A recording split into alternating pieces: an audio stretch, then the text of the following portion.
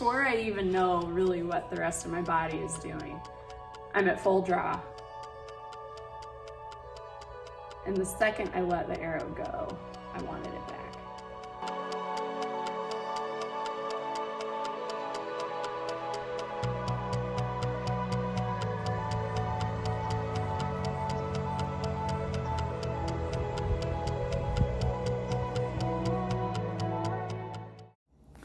So I've just completed my first day of hunting.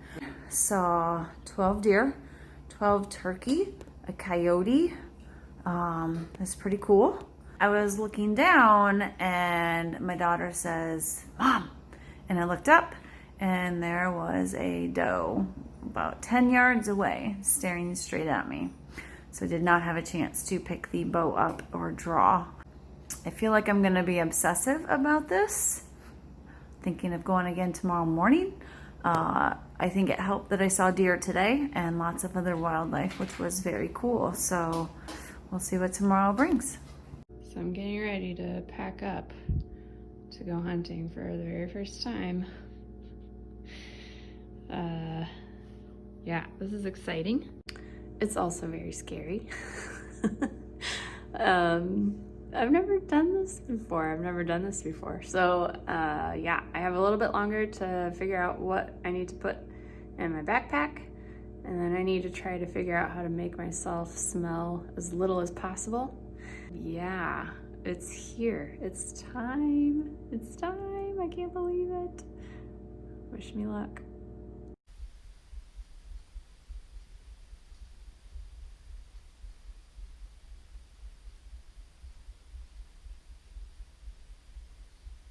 I've been out some, Beth has been out some, and we both got deer already.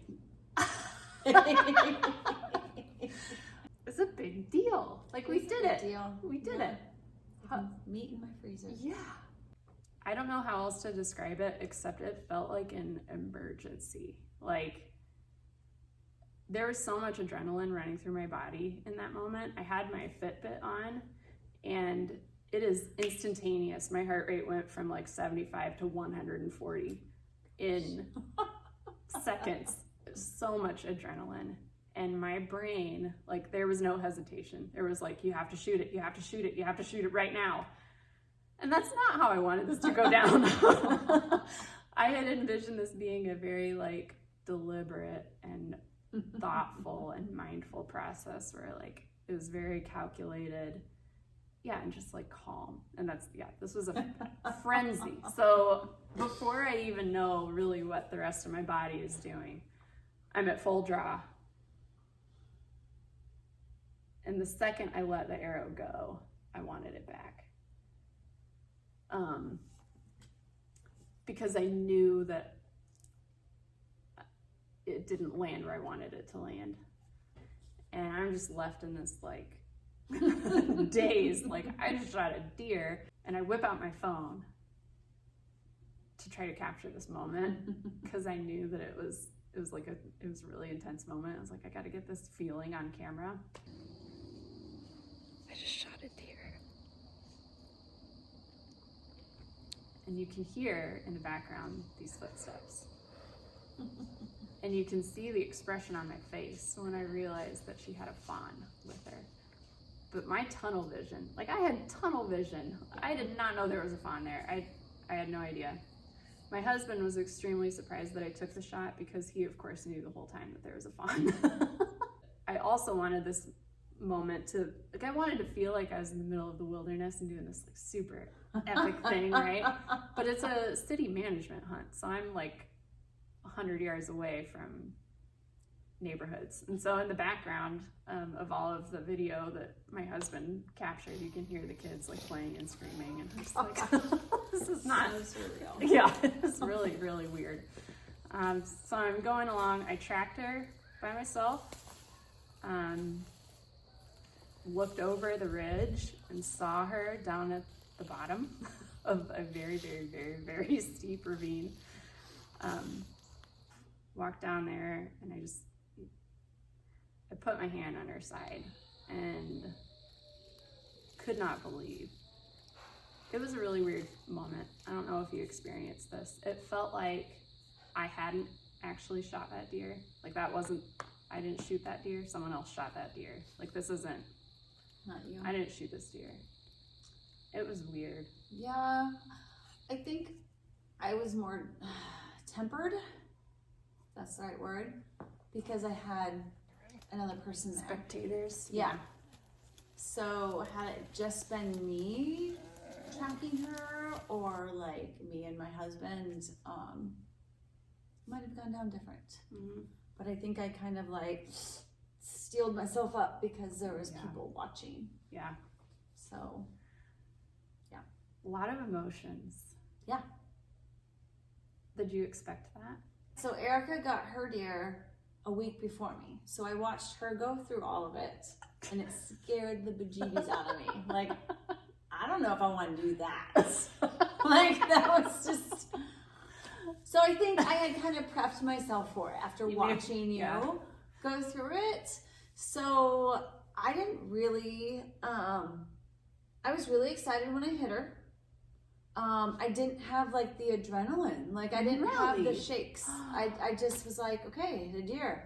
Yeah, so that part was weird. Interesting. So I was really expecting like a, but I didn't get that. But I mean, later on that evening after, you know, gutting her and getting her home and hung in the garage, then I allowed myself to feel things. Yeah. Caught up to you. Yes, it did. So, and that was a hard emotion. Like I didn't want her. I wish I hadn't shot her. Didn't want her in my garage. Didn't want to see her again. I wanted my husband to get rid of her so I could just put it out of my head, because there's no way I could have done something like that. Yeah. Like, Yeah. I know exactly what you mean. but then the next morning I was fine. Mm-hmm. No, I won't say fine, but I was like, oh no, I want her. Like, I killed her. Take that back. I want her. I don't really know how to put into words the emotions that I felt afterwards. There's definitely excitement. You know, I set out to do this thing and I did it, and I was proud of myself for that. And we were going to, you know, I had provided for the household. I'd done, you know, I had brought home fish, but I definitely never shot a deer before. But there is a definite, like, did I really need to do that? Yeah, it took a Is life. that really necessary? Do you think a second go round would be or will be as intense as the first? It's a good question. So will we do this again? Yeah. So I've been out, saw plenty of deer. I was in a different spot this time. And I found myself like wishing, like, don't get any closer. Just stay right there. Don't get any closer. Because I apparently would have no choice then but to shoot you if you got close enough. And I think, honestly, the reason for that response, because I've thought a lot about that, because it's surprised me, is I was not prepared for the work that comes after the shot. And I mentioned, like, before we set out in our last video, I'm not letting myself think about anything other than, like, the point of impact. So that might come back to bite me. I should have listened to yourself. It was a lot of work, and I think like that mental and physical exhaustion that came from the actual processing of the deer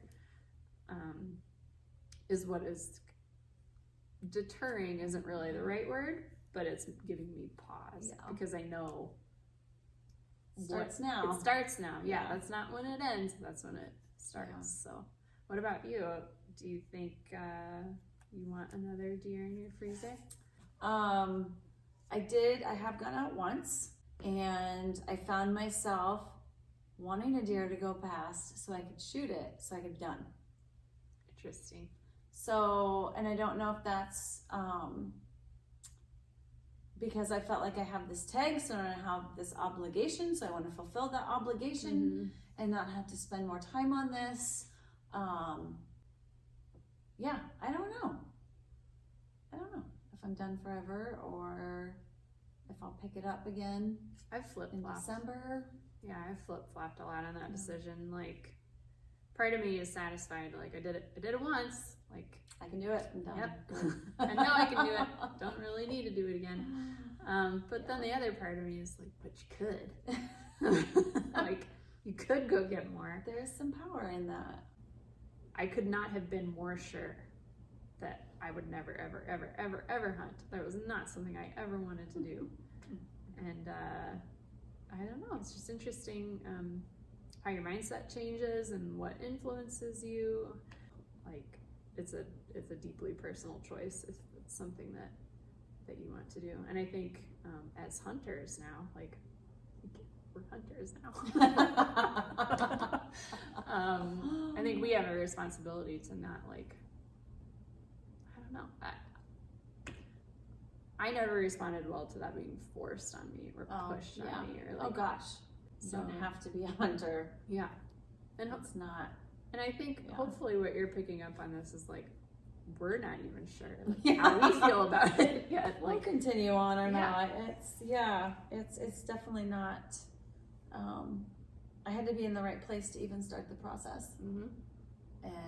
And I understand why people might not want to. Like I alluded to in the first interview, that we had this great gift of time in 2020. Mm-hmm.